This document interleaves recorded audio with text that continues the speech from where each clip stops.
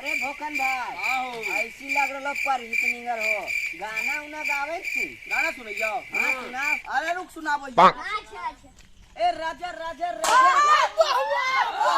अरे रुक पहले पूरा सुन ले रे Oh no! ए राजा राजा राजा तोरे जामे समका उठावा तनी कोरा भेटाई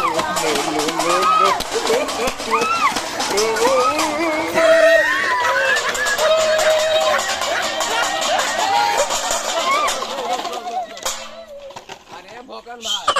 मतलब हटाओ अब बता चुम्मा ले कब नहीं तबाह बैठ अरे बैठ बैठ बैठ बैठ बैठ I hold him up. ठीक हो सुन सुना आगे चुम्मा लेल कभी नहीं तबा चावला 3 बजे भोरा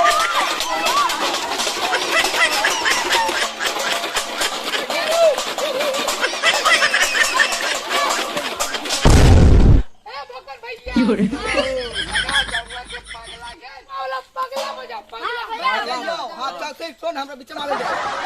आगे तोरे कराना